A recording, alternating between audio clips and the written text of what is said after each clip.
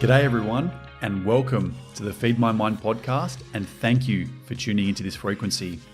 My name's Anthony Ross, and I started this podcast because I'm passionate about two things in life. One of them is bringing out the best in others. I love to see people succeed and grow and become the best possible version of themselves. And if I can play even the smallest part in helping people on their journey, it gives me great joy and satisfaction. The other thing I'm passionate about is being curious and having an open mind for continual learning. I feel that when we attain new information, it provides perspective, which can change the way that we view our world and our place in it, which is where a lot of personal growth comes from. And that's why I'm here. Each episode, I'll be speaking with fascinating guests from all walks of life, hoping that there might be some insights or something that's going to resonate with you, which is going to help you on your journey to becoming the best version of yourself. If you like the podcast and want more information, head to our website, feedmymind.com.au, and follow us on social media. I'd like to give a special thank you to local Melbourne artist Hawaii 94 for that beautiful introduction from the song titled Forever. All right, it's time to feed your mind. All right, we are live on the Feed My Mind podcast, and today we have a very special guest, Liz Watson. So Liz, thank you for joining us. No worries. Thank you for having me. Thank you. So Liz, you're a professional netballer. You play for the Melbourne Vixens and you're also representing Australia for the Diamonds. Yep. So if we can just start by giving you a bit of a background to yourself. Yeah, I guess I started playing netball a little bit later than most of my teammates. I was actually 12 years old. So before that I had lots of involvement, I guess, in cricket, basketball, footy. I think having brothers, that was the influence. And then, so most of my teammates started in the Net, Set, Go kind of program, which is similar to an Auskick program, but I started a bit later. I was 12 years old at primary school and then got into local netball with my friends outside of school. So that's how I sort of started netball, and then, I guess loved it ever since then. So what was it initially that got you into the netball? Was it sort of the parents, or you had an interest and you wanted to try it out?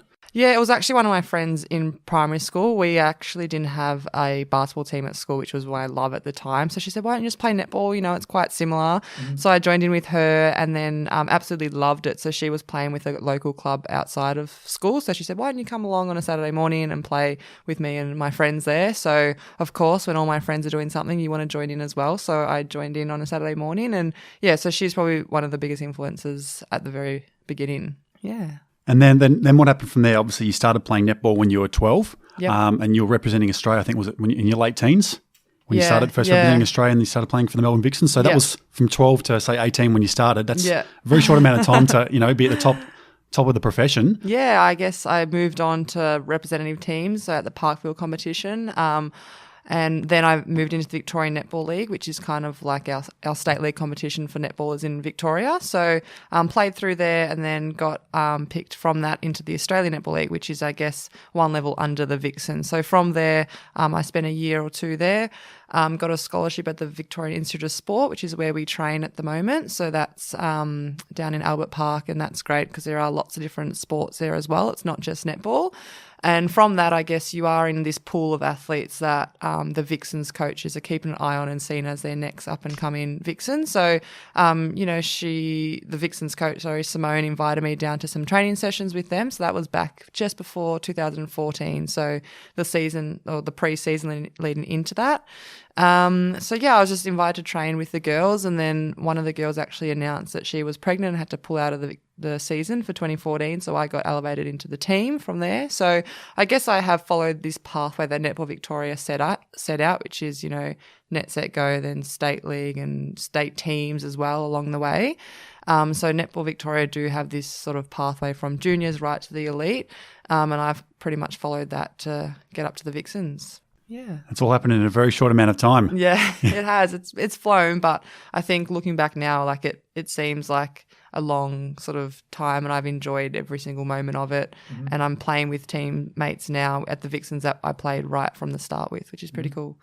Yeah. So how did that happen when you first got the call up? So obviously you were training with the Vixens initially, and then you must have got the call up to say, hey, Liz, we want you to come in the team. Yeah, so it was about 3 weeks before round one, and the Vixens were actually travelling to Tasmania for some practice matches. So they said, hey Liz, like we'll bring you along as a training partner, just experience this. We're playing against a New Zealand team. They were called the Mystics. So I was like, this is awesome. I get to travel with the girls, experience what it's like to play at this level.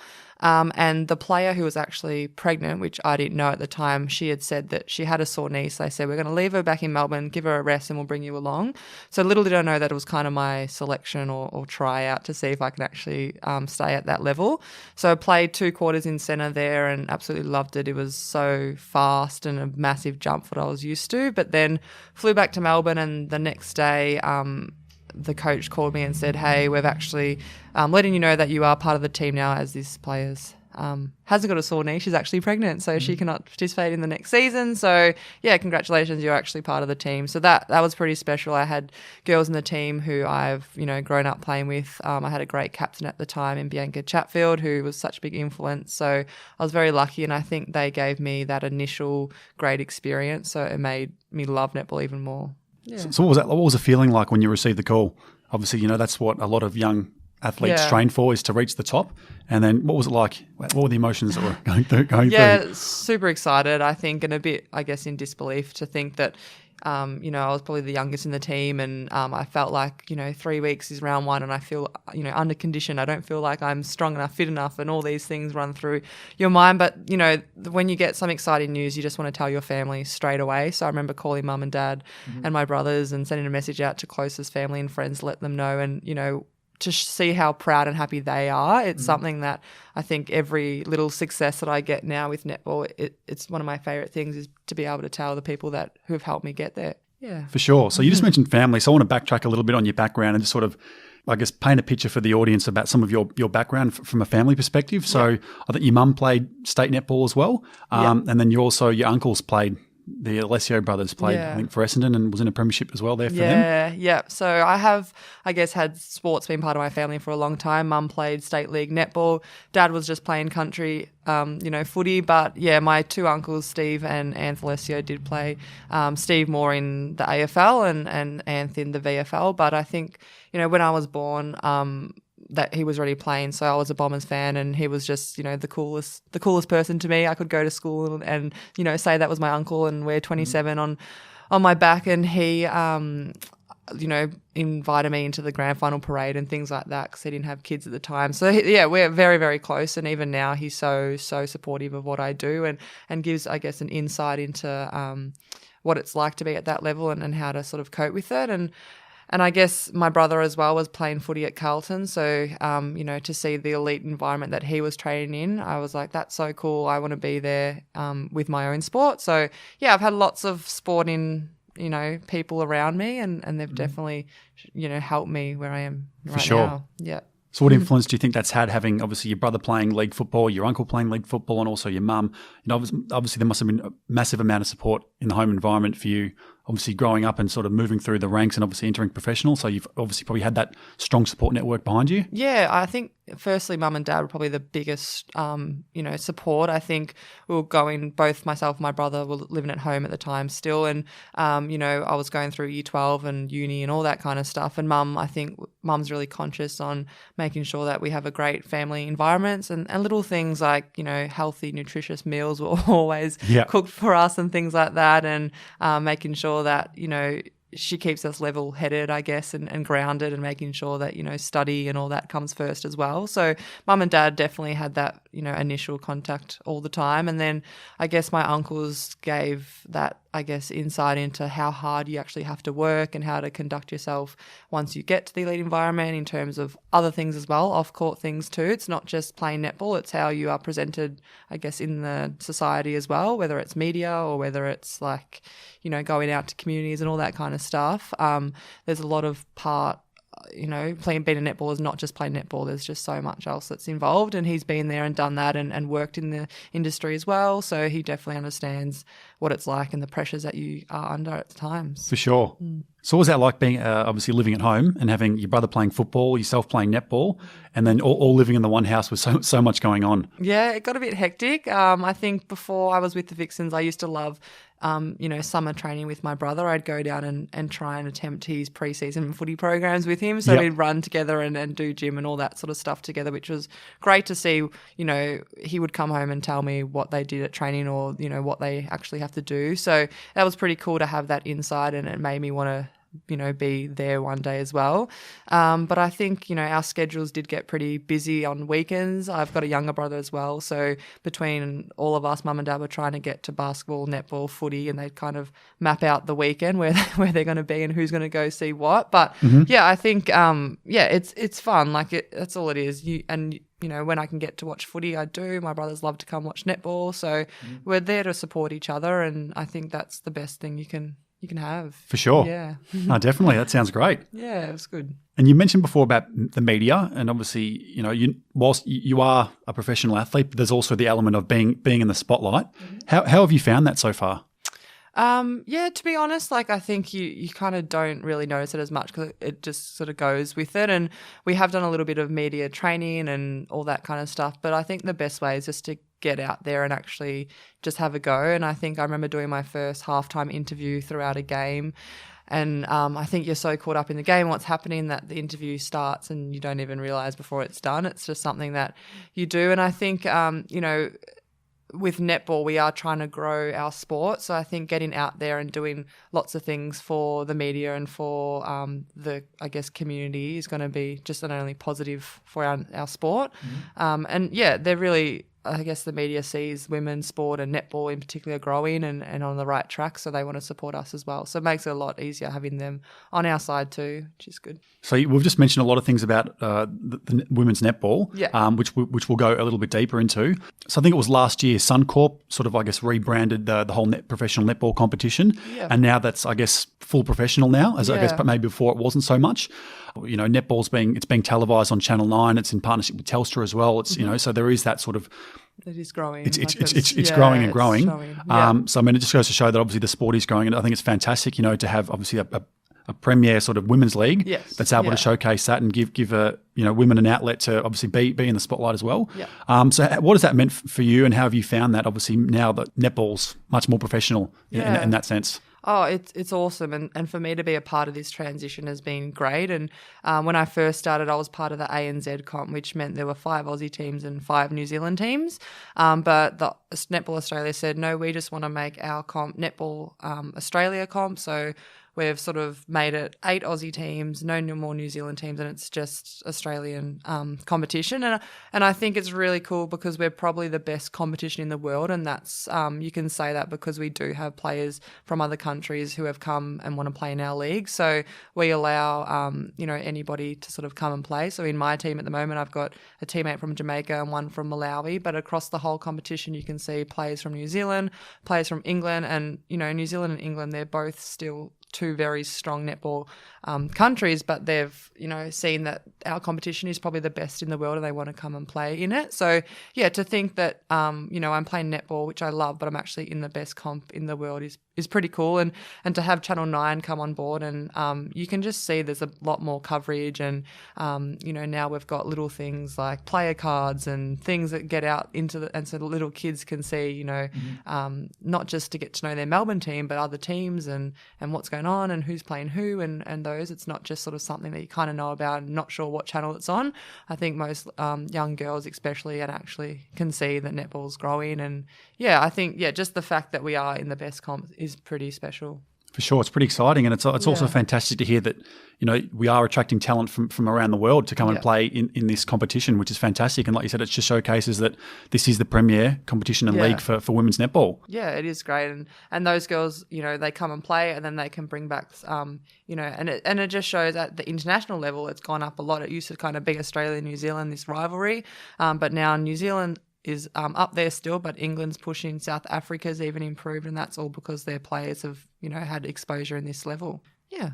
So you mentioned before with that new competition, obviously Australia's separated from New Zealand. Do New Zealand now have their own competition? Yeah, they still have. It's pretty strong as well. Most of their players do stay in that comp because if you do leave and come and play with us, you can't play in their national competition. So they try and keep that quite strong as well. So they're the ANZ competition, and they've had a few more teams as well included. So that's another thing, the depth of the netballers in the country can get spread a bit more as there are more teams. So yeah, I think their competition's still quite strong as well. No, it's fantastic. So let's get into some nitty-gritty stuff about your playing career and what's going on around there. So you were quite young when you got introduced into the Australian Diamonds team. Are you able to give us a bit of a background about that? Yeah, so it was after the 2014 season. So that was my first season with the Vixens, and I guess I was very lucky in the sense that lots of players can go through a season or two and not get much court time at all. And I was lucky. I remember the first game with the Vixens, I actually got named to start in the centre position, and then that whole year I played centre pretty much every game, and we went on to win the premiership. So I was like, oh, this is great. This must happen all the time. But some of the older players assured me that, premierships aren't that easy, and it was just a great season we had. So after that, the Aussie Diamonds pick a squad. So that was a big year in netball, as it was a Commonwealth Games year. So they'd picked a squad of 22 athletes. So I remember getting a call from the head coach, which is Lisa Alexander, and she informed me that I'd been added to the Netball Diamonds squad of 22 athletes, which was just a cool experience. We went to the AIS in Canberra and had a few training camps up there. And I think, it was my first year in that whole elite environment, and I was, sitting at breakfast and lunch with some of the girls that I've actually grown up watching, who are at the peak of their career and almost, some of them are on their way to retirement, but they're all there because, they're the best that they are at that point in time. So, that was a really, really great experience. So, what was that like? Just, obviously seeing some of your idols that you've watched growing up, and then all of a sudden you're in the same room as them, eating them, playing with them. Yeah, it's weird. Like that's probably the word. It is a bit weird. But I think the culture that the girls have at that level is so great that you didn't feel like the youngest or the newest. You just felt like one of them. And I remember one of the captain or at the time Laura Guyett, she asked me, "Oh, can you help me spot me in doing the bench press?" And I was like, "Oh yeah, sure. I'll help you." Or you just sort of want to get everything out of them and know what they've done and how you can be better. And at the same time, they're asking you for advice because everyone can bring something different. So it's pretty surreal when you've got, one of my favourite players at the time was Julie Collado. She was asking me, different point of view on the game and how I see it. So that was, pretty special. Yeah, it was great. What was that like representing Australia?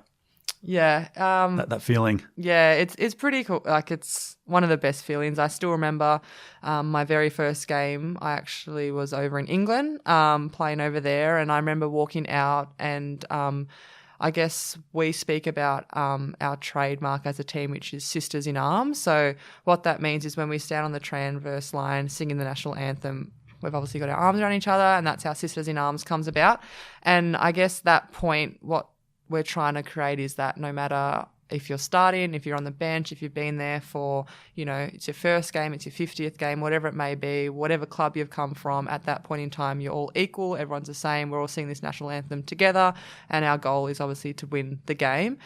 So I remember that, and it's just such a, surreal feeling. It's just amazing. There's you can't really put any other experience into that.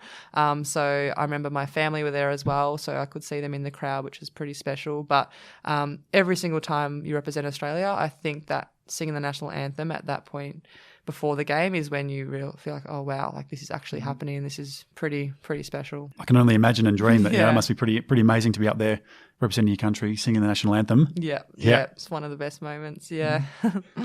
Definitely. Now, you mentioned the culture with the Sisters in Arms. Yeah.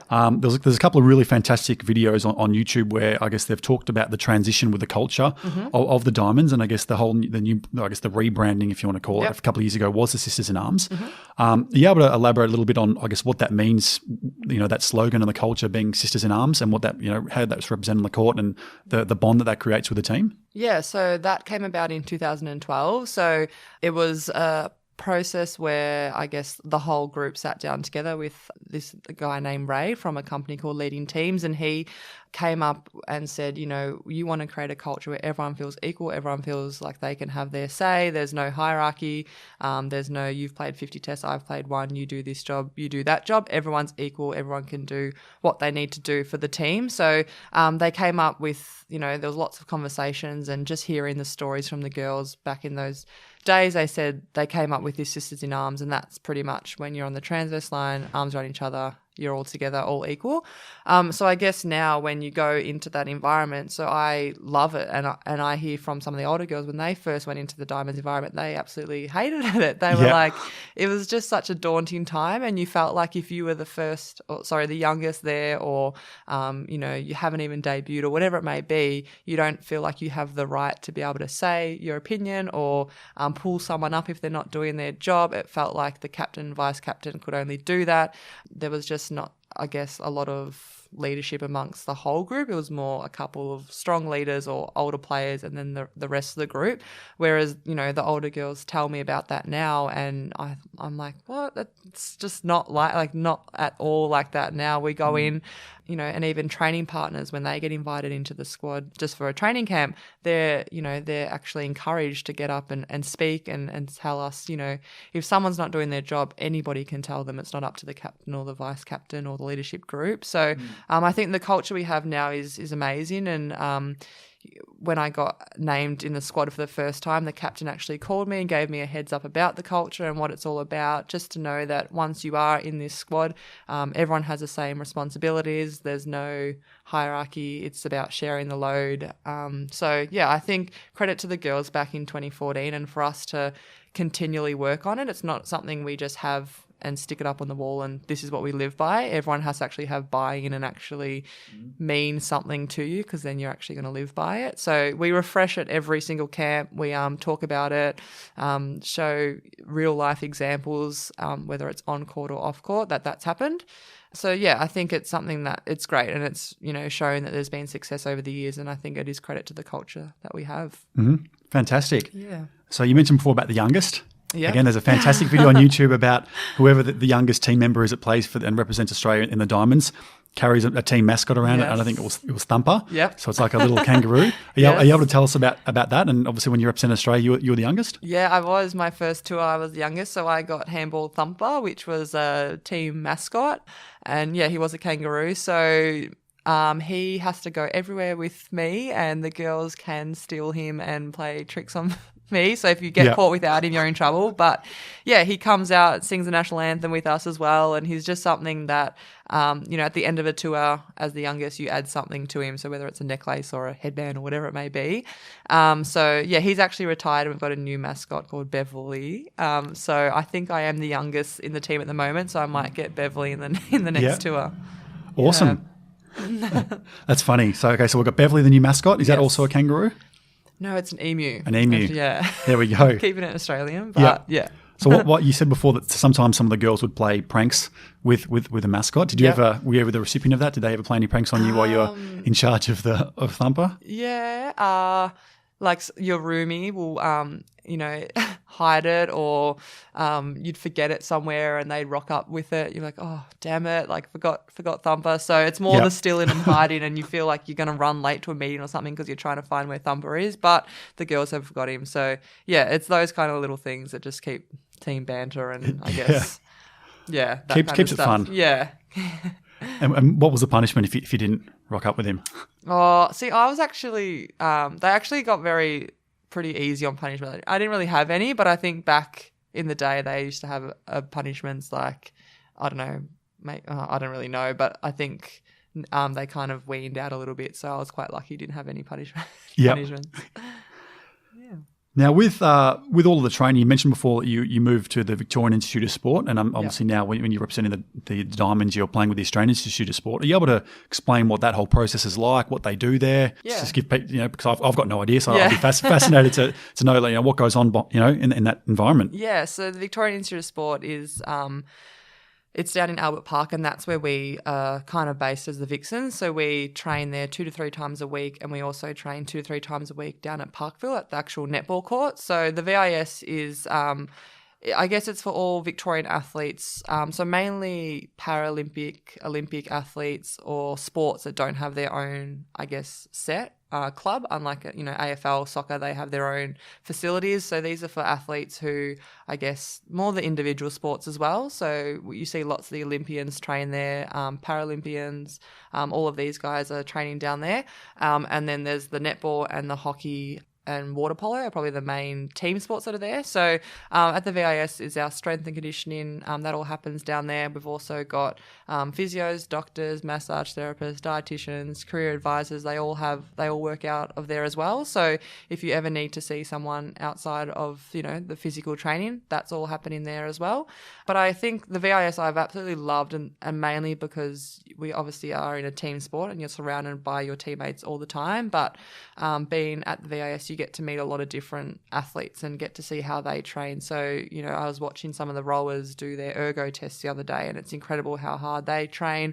Or you see some of the Winter Olympians, they were training there not long ago, and then to be able to watch them on tally, you're like, oh, I was having a conversation with her last week in the gym about her event, and just all these little, you get to know people. They come and support our sport, we go and support their sport as well. So, yeah, the VIS is great. It is like a little family for us, and the netball in Victoria, we're lucky that we can use their facilities, and they really love having the Vixens there. So that's kind of in Victoria. And then once we are identified in the national team, any training camp we have is usually done at the AIS in Canberra.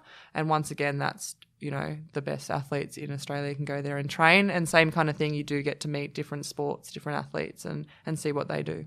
Yeah. So what's it like? You mentioned their strength and conditioning. They've got coaches, they've got nutrition, yep, all this sort of stuff. Yeah. So we've got a big gym downstairs, and recovery pool, hot and cold plunge pools, swimming pool, and then the second level is all the athlete support services. So that's the dietitian, the doctor, physio, massage therapist, and you just go up there and book in and see whoever you need to see. And then on the level on top of that is, I guess, all that admin and CEO, all that kind of stuff. So it is a really lovely building.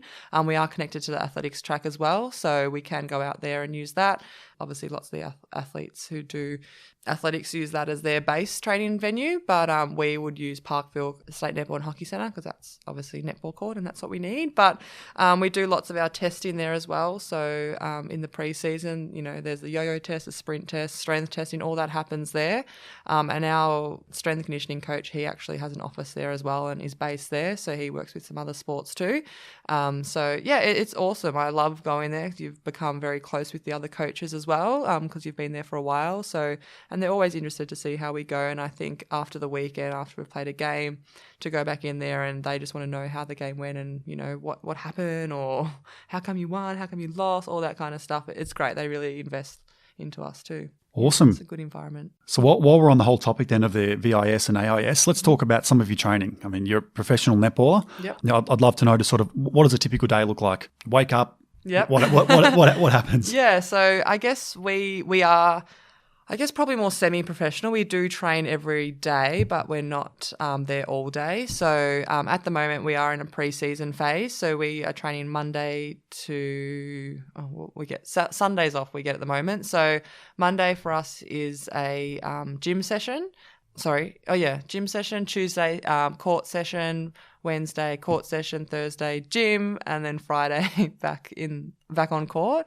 Mm-hmm. And Saturday is more like a strength conditioning kind of random sort of session. So I guess we are completing, obviously the skills are the most important part of netball as well. So that's what we get from the court sessions. It's about executing, basic skills, working on tactics, team plans, individual goals, all that kind of stuff. And then in the gym, obviously, we're in the pre-season phase, so we are trying to get fitter and stronger and build up that muscle and that strength and that speed. So once the season starts, though, the weekend obviously is when we play the game. So we will either travel on the Saturday and then play on the Sunday, most likely, and then come back, and Monday's more of a recovery day for us. So the weeks do change. But in saying that, training might be, 3 till 6 at night. So we've got the whole day beforehand, or it might be 6 till 9 in the morning. Then you've got the whole day off.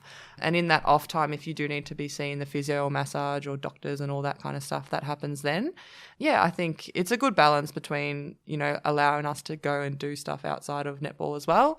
But knowing that when you're there for that 3 or 4 hours, everyone works super, super hard because you've got the day off to do what else you like to do in your life. Yeah. So just to give people an idea, like say young people that are wanting to get in the sport of netball, what type of gym workout are you doing, just to, as an example? Yeah, obviously netball, it's all about speed, power, agility. So we tend to do 3 different sessions a week. But they're all kind of working on all muscles at the same time. It's not like we just have, the lower body day and it's all kind of everything. So it's mainly just, basic strength and power kind of exercises, because then once we get onto court, that's when we work on the actual skill and finesse of what we're, trying to achieve. But I think gym for us I love it. It's good because we're all together as well. We all obviously have different strengths and different weaknesses, so the programs are very tailored to what we need to work on.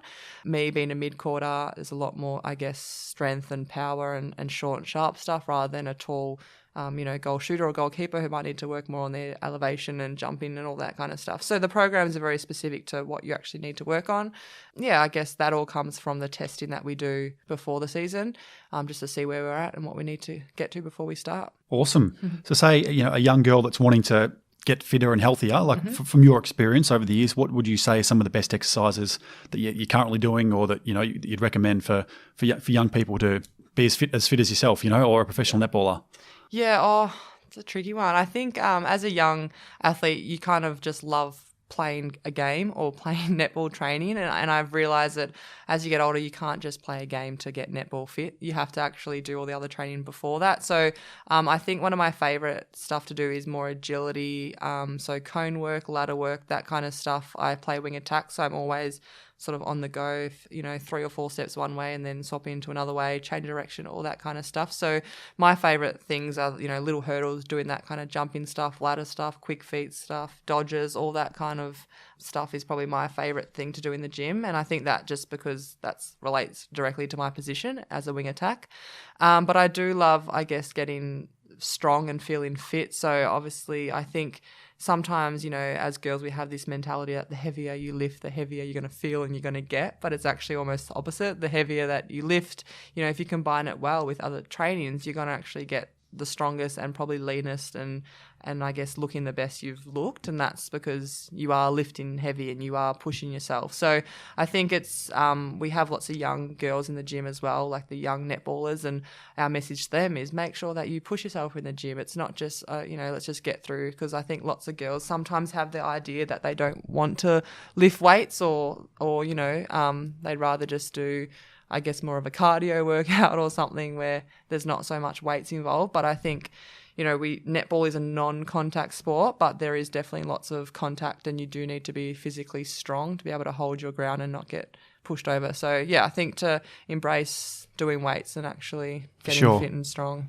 Yeah. Because it's one of those stereotypes, like I said, a lot of girls who haven't necessarily been in the gym or thrown around weights before, there's this misconception that, if I lift weights, I'm going to get bulky, and I'm going to get too bulky. It's like, it's true. That's not really going to happen. You know what I mean? Unless you're working out 5-6 times a week for hours and hours on end, it's just not going to happen. Yeah, and I see that with some of my friends who don't play sport, and some of my friends from high school or whatever, and they just want to, I don't want to go to the gym. I'm like, it'd be really good for you. I can see it in the elite environment, how the benefits of it. So I try and encourage them to get down and just sort of not get super big or super strong, whatever they want to do, but actually embrace that doing some sort of weightlifting is really important.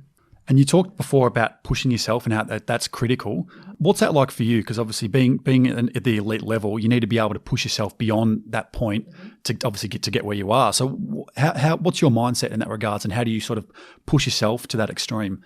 Yeah, that's why we play. We're very, very competitive, and I guess we are in one of the best teams in Victoria, so that everyone wants to be in that team who's playing netball. There's 10 spots, so you got to have in the back of your mind that someone's chasing your spot all the time.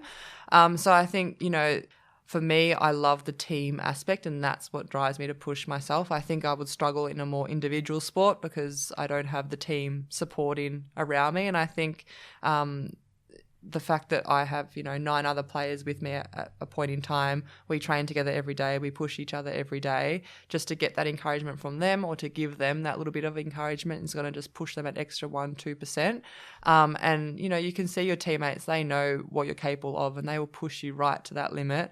And if you're not running as fast as you can, they will tell you and they'll make sure that you get to that level that you need to get. Or if they know that you can catch the ball a lot higher or a lot harder, they'll pass it to where they know that you can be. So I think it's great. You just subconsciously are supporting and pushing each other because you're surrounded by each other all the time and you know what your teammates are capable of. So I think, the team aspect and I guess the mentality that you don't want to let your teammates down is something that just drives you to want to push that extra little bit because, you're all responsible for winning at the end of the day. So you want to make sure that your teammate is just as strong as the next teammate, everyone's, for sure, themselves. Yeah.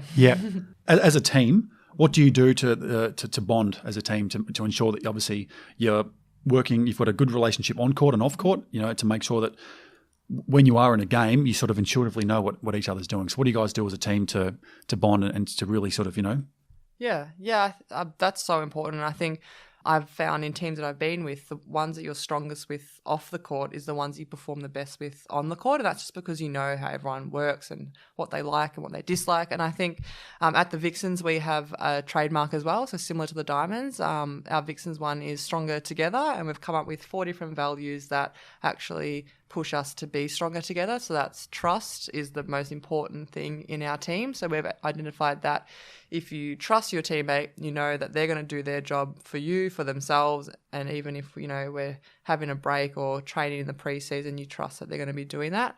Our next one is family. And that's probably one of the biggest things that we love in our team is that we actually treat it like a family. And obviously with your family, you have difficult times, you might fight with each other, but at the end of the day, you're doing it to make them better and because you love them. So we see the Vixens as our second family pretty much. Our next one is about being tough. So once you've got trust, once you become a family, that's when you can start to be, I guess, tougher on each other. And that's where the pushing each other actually comes from. So if I, trust my teammate and she trusts me, if I say to her, hey, I reckon you can run faster than that, she knows it's only for the better benefit of her. I'm not having a go at her. Yep. I'm just trying to make her a better athlete. And then the last one is action. So once we've got all of these things together, we know that we can just action it and just do it. And if all that works, then we're going to be stronger together. So we've got that, I guess, trademark that we go by. When we review games, when we plan for games, it's all around those words. So how are we going to be tough in this game? How are we going to action what we need to do? How are we going to be a family? All of that. So that trademark is always involved in our day-to-day environment. We also give out Vixen of the Week awards. So that is just based on you nominating someone throughout training. On a piece of paper, you might say, my teammate Kate, she was really tough in this training session. She jumped up a level and pushed herself and I could actually see she was working really hard. So all of these things add up and they all come back to that trademark. So that's what we do, I guess. That's what we live by. And then on court, obviously just training together all the time builds the connections that we have. And then off court, we do, try to run sessions in terms of just hanging out, doing activities away from netball as well, just to get, I guess, that extra morale and I guess gelling together. But with the Vixens, we've got the same team this year as we did last year. So we've got a very close group and everyone's there to support each other. So I think, they are pretty much like another family and the coaches love us like we're their daughters. So that makes it, you can really see how passionate and how, I guess, involved they are in us, and not just as athletes, but as people and women in society too. At the moment, you've been announced you're vice captain of the Vixens this year. Yep. How's that been for you? Yeah, I loved it. It's been great. And I guess the reason why I love it is because you're nominated by your teammates. So if your teammates say, hey, I pick you to be in this position, you already have their back and you know that, they have your back and they've put you there. So you have this sense of responsibility that my teammates have nominated me, I need to do this job for them. So, Kate's our captain, and then myself and Tegan are the vice captains. And I think we've worked really well together. But I think the best part that we've tried to make in our team is that everyone has a say. There's no captain, vice captain. It's sort of everyone has different roles, whether it's you're on warm-up committee, you might be on cool-down committee, you might be on social committee or whatever it may be. Everyone's got their job to play. And I guess, as captain, vice captain, you might just do the more official kind of roles that you need to do, but everyone knows that they have the right to speak up and say what they need to say. It's about having that, like you said, one of your values was trust, having that trusting environment where people can speak up and talk about, issues that they're having, or to be pushing each other further. And that's how you continually get better and better. Yeah, that's exactly right. And that's been something we've tried to live by every day. So you're captain or vice captain at the moment of the Vixens. Yep. You've also had other leadership roles throughout your career. Mm-hmm. You're also co-captain of the Victorian Flames. Yeah, so that's the Australian Netball Leagues. That was the competition underneath the Vixens. So that was a good experience as well. That's probably a big jump up from the state league. So you go to the Australian League. So just to be able to learn how to deal with, I guess, players coming from all different clubs to form a team, and how you want to create a culture where everyone feels welcomed and that they can say what they need to say. So, that's definitely been something I loved, and it's given me, another learning step to go forward with leadership. And then you're also captain of the under 21 side as well for Australia. Yeah. So another leadership role, which is fantastic. So being in those leadership positions, what have you learned? Yeah, I've learned. The biggest thing I've learned is that you can't do everything yourself, and you shouldn't feel like you need to do everything yourself. And I guess I live by the cliche motto that it may be, is that your actions have to speak louder than your words. So if you're telling and you're saying to your team, we need to do this, but you're actually not doing it, you're going to lose respect and, I guess, trust very quickly. So I guess, someone said to me the biggest or the best job you can do is actually perform on court.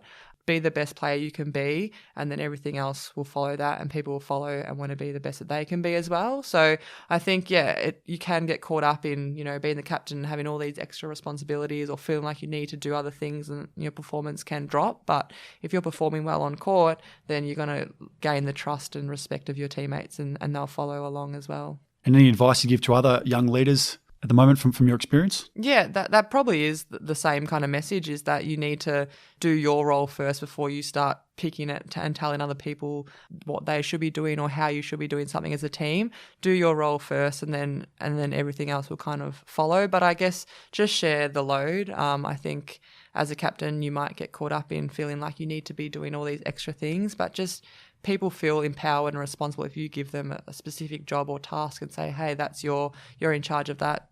Can you do this for the team? And they'll absolutely thrive on doing that, because it's come from you, and they know that you've put trust in them. So they'll feel a sense of responsibility that they need to do that job. For sure. And now I want to talk about your position, because I think over the years it's changed. Yeah. I've got no idea about netball in terms of how the positionings work, but I was reading up about how you initially started off more in a centre role, and now you've moved more to a wing attack role. Mm-hmm. Are you able to talk about how that transition happened, and what it was like for you, completely changing the position on court? Yeah, so centre and wing attack are a little bit similar. They both are in the mid-court, so we do, I guess, run that middle third of the court.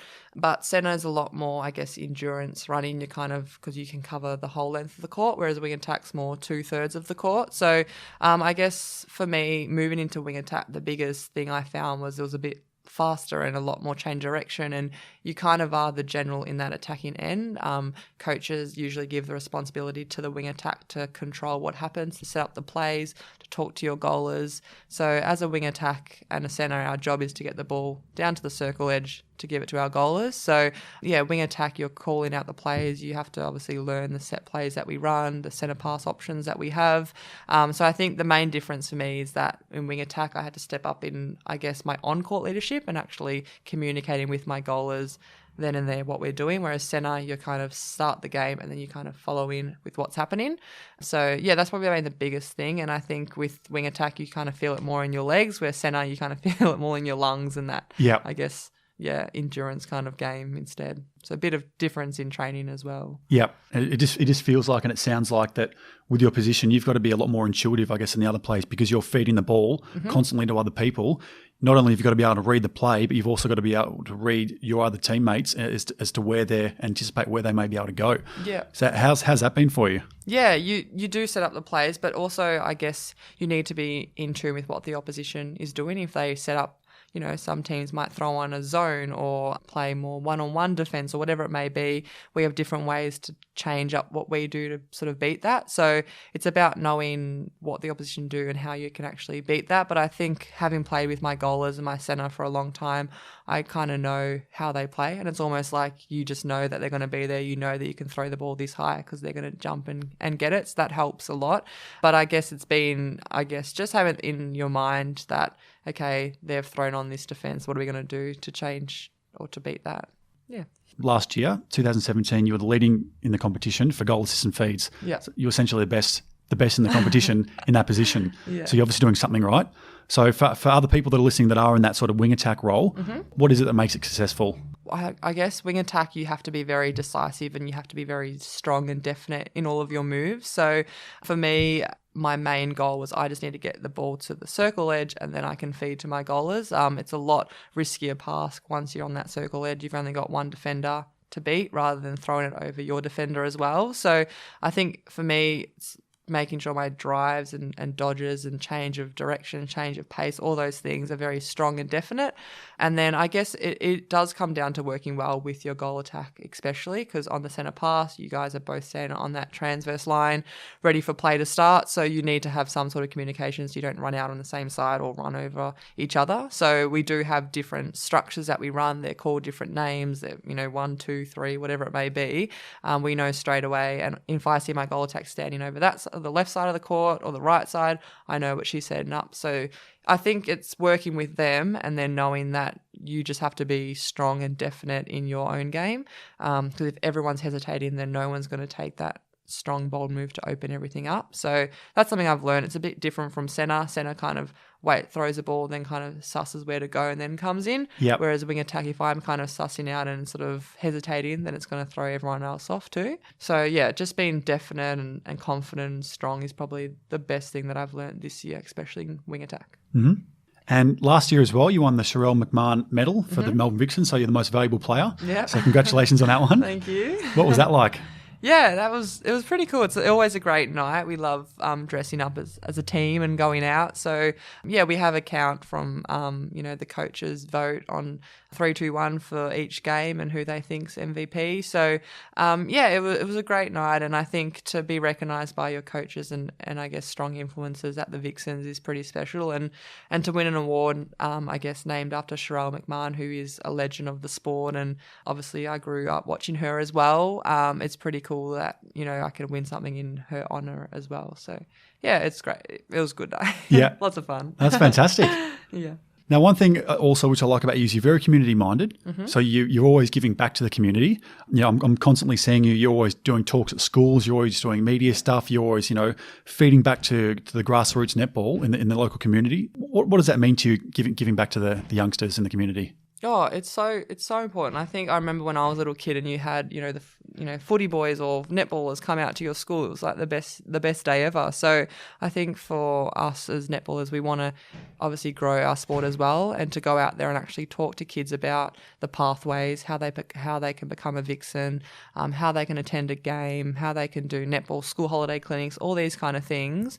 I think it gives kids, I guess, inspiration that they can get there as well. And if you share your story, my story, I started in primary school. There's no special secret way that I got to the Vixens. It was just through, hard work, lots of fun, dedication, and following this pathway. Some kids don't even know that there's a pathway out there. So I think if we go out there as much as we can, get them involved, tell them to come to a game. And, the most common question we get asked from kids is, how hard do you train? What training do you do? We just want to train like you, or can you send me your exercises? All that kind of stuff, because they just want to be there. So if you can just give them a little bit of insight into how you train or how hard you need to work, and it just gives them that little bit of spark. So, yeah, I think I absolutely love doing it. I remember when I was a kid, so it's pretty cool to go back and share that little bit of knowledge with them. For sure. Like it's, even reflecting back when I was a kid, like how excited you get when you're young, and then someone that you idolise comes and, plays, a bit of netball with you or footy or whatever it is, and it just that presence, and because a lot of kids that you guys are role models, you know what I mean? So I think it's fantastic that you're giving back to the community. Yeah. And you're also doing a bit of volunteer work for WaterAid Australia. Are you able to tell us a little bit about that initiative? Yeah, WaterAid, they used to be a partner with Netball Victorian and the Vixens. So I was very lucky. I actually travelled to Papua New Guinea with these guys to see firsthand what they do. So they work in lots of communities over there, and essentially they're trying to deliver safe water and I guess a healthy, safe environment for particularly females, but the whole community. So simple things like we obviously take for granted is having a tap. If you look in your house, you probably have 7, 8, 9 taps that actually work. So we went to schools where there was no taps. Kids would spend, half the day walking down to get water and bringing it back to their classroom. So, yeah, it was an amazing experience, and they absolutely love netball over there as well. So I actually trained with the Papua New Guinea national team, which was pretty fun. They and same thing, they just wanted to know what it's like to be a netballer in Australia, and you do feel very privileged and very lucky, especially when we went out to local primary schools and to see they were playing on dirt netball courts and they were just running around in bare feet and absolutely loving it, and were the most appreciative, happy people that I've probably ever met in my life. And it's really eye-opening when you come back here and you see people who have pretty much everything you need to live, but can, obviously not be happy with their lives or feel something to, I guess, get sad about, where these kids were just so happy. And the fact that we had taken the time to go there, they thought it was the best thing that's ever happened to them. So it was amazing. I think WaterAid does a great job in helping these guys out, and I love supporting them because I know it's for good and I've been there firsthand to see it. Yeah, it's incredible. Fantastic to hear you giving back. I think it's great. Yeah, it's really cool.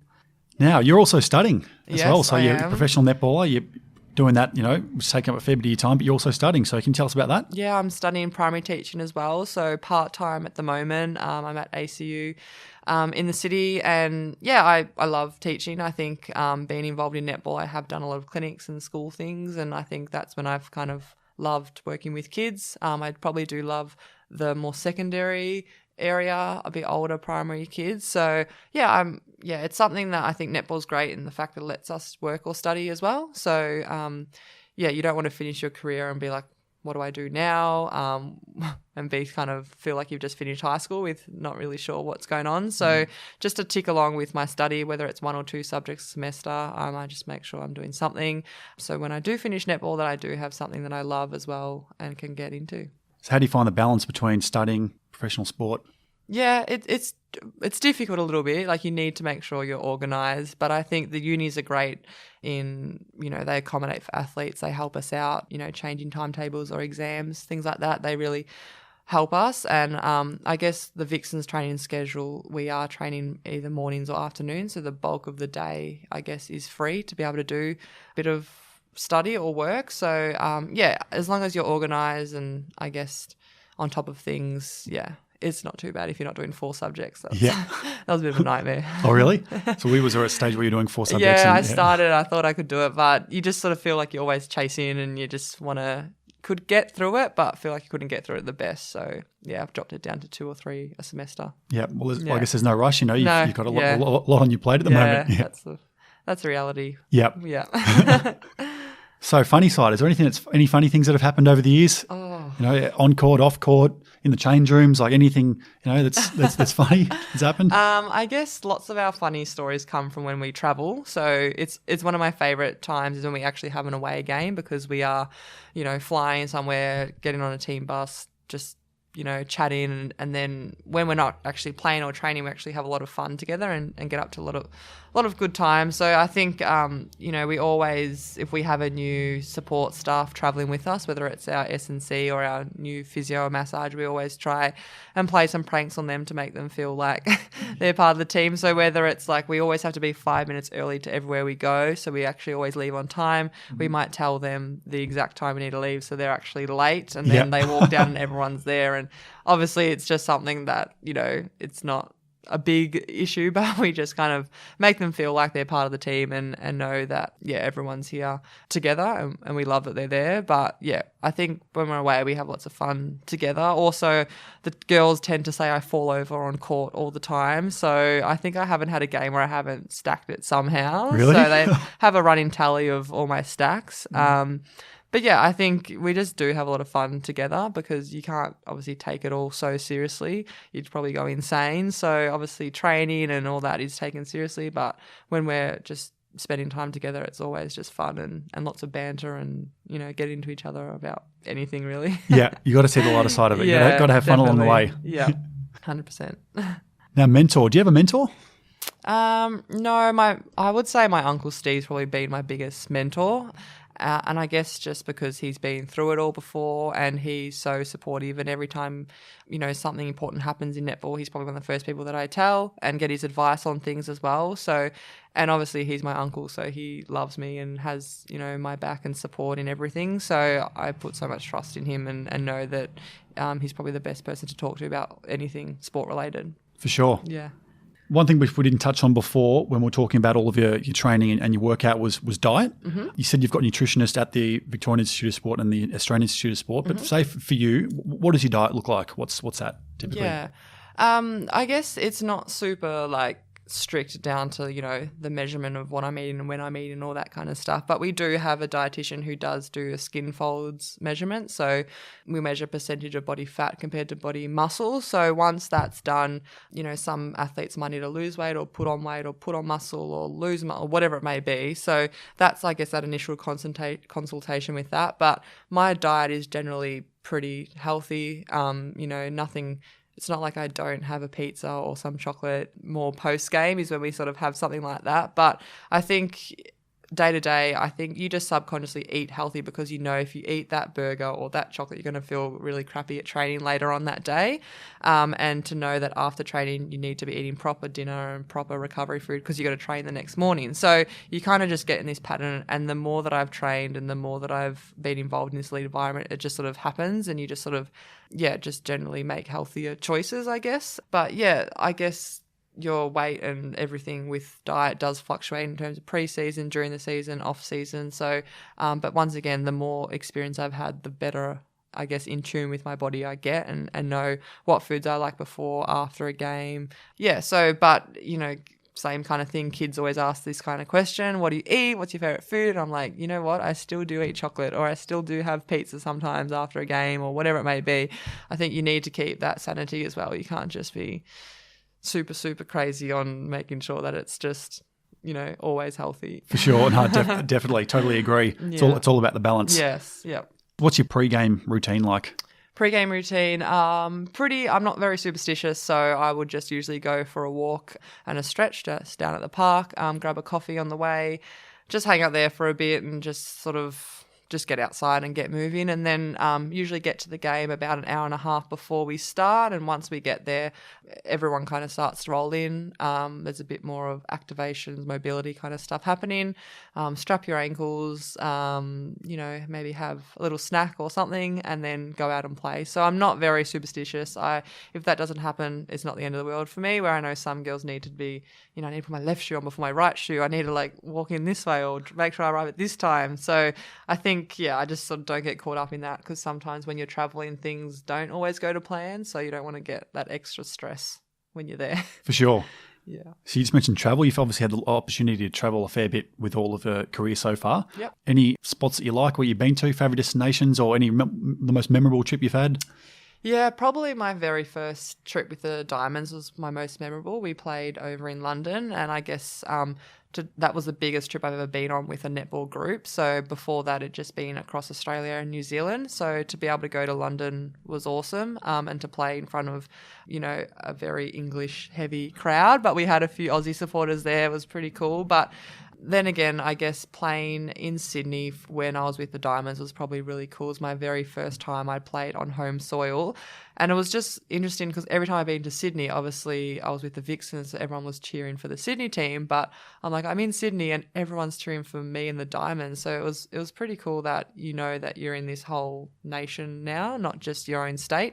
But yeah, I've been Papua New Guinea, like I said before, with netball. I've been to Glasgow, Manchester, and across New Zealand for netball too. And London as well. So lots of travel. South Africa as well. Actually, we went there in January, which was a good experience.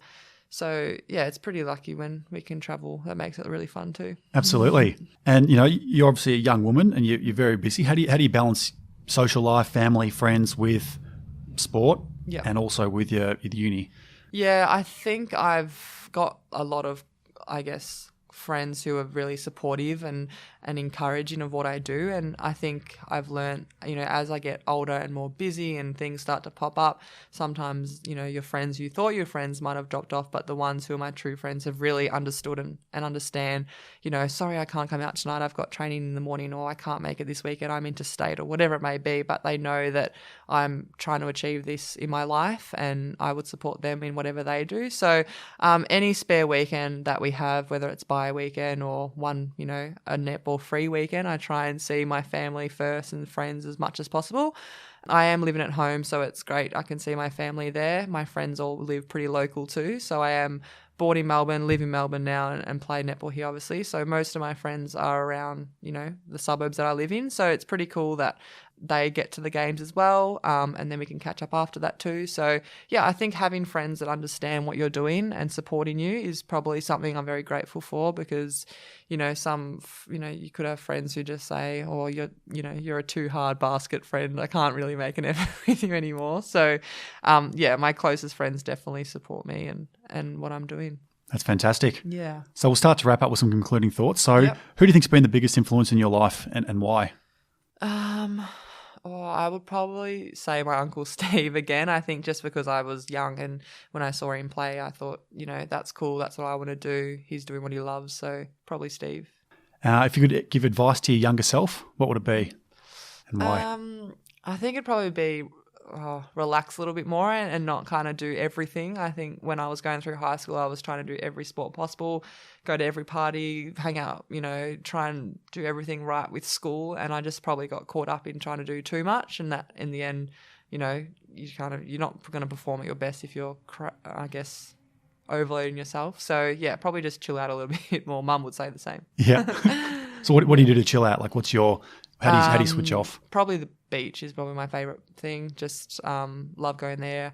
But simple things like calling a friend and say, let's just go for a walk is probably one of my favourite things too. Yep. Yeah. Sometimes it's the simple things in life. Yes, I know. Yeah. It's true. So what's something that you'd like to do more of that you're not currently doing? And what's stopping you from doing it? Yeah, I would love to go travel, I guess, more.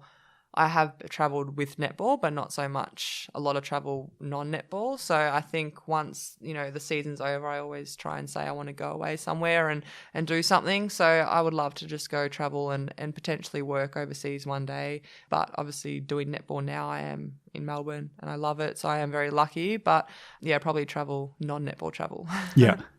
So where would you like to go? Number one destination? Probably the Greek Islands. Yeah. Mm-hmm. Bring back the beach. Yeah. The Awesome. sun and that kind of stuff. Yeah. So we'll talk about what's coming up next for you, which is extremely exciting. So you've been picked to represent Australia in the Commonwealth Games. Yep.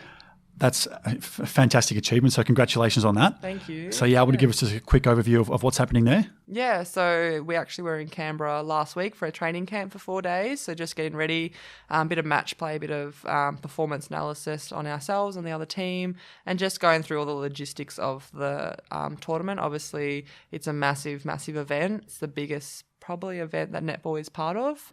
Commonwealth Games and World Cup would be the two biggest netball events. So, yeah, and being on the Gold Coast as well, there is that extra, I guess, pressure and expectation as it is a home game. So the media attention, the fan engagement, all of that's going to be heightened. So, yeah, we actually go into camp next week. On a Tuesday, we're going to Mooloolaba for about 4 or 5 days of training.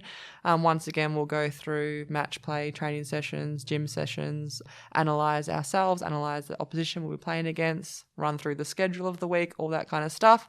And then we'll head down to the Gold Coast on the 4th or the 3rd or 4th of April. Opening ceremony is on the 4th, and then our first game's on the 5th. So we actually run through the whole 2 weeks, so we don't finish until the 15th of April, which is the last day of competition. So hoping we make that gold medal match. It's at 1 o'clock on that day.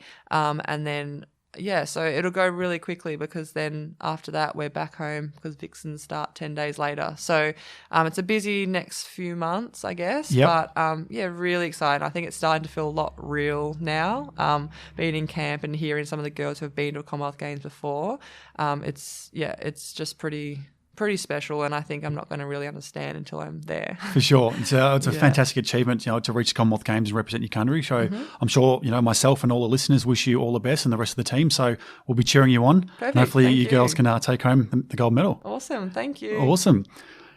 So for you, where do you see yourself in, say, 5-10 years' time? Or what do you think, post netball? What's in store? Yeah, I don't know. Like, I have loved teaching, so probably in some way. But I guess there is lots of media involvement with netball as well, and lots of players do get into that too, which is something I might take an interest in as well. Coaching as well is something I'm a bit passionate about too. So whether it's more kind of the not off-court coaching, so more the strength or the conditioning side of netball, not so much the netball specifics. But I don't know, hopefully I'm playing netball for another 5-ish, I don't know how many years. I'm 24 now, so hopefully I can get to 30, a bit past that. So yeah, it's sort of whatever happens. I'm not in any, I guess, urgency to get things done or finish. It's sort of, if I'm enjoying it and playing well and I'm fit and healthy, then I'll keep playing. I'm not going to stop at this date or that date. I'll just see how mentally and physically I'm going. For sure. Yeah. And if people want to follow you and your journey on social media, where can they find you? Yeah, so Instagram is lizzie.watson. That's sort of the same handle across everything. So, I think Instagram is probably what I use the most in terms of, getting out to social media.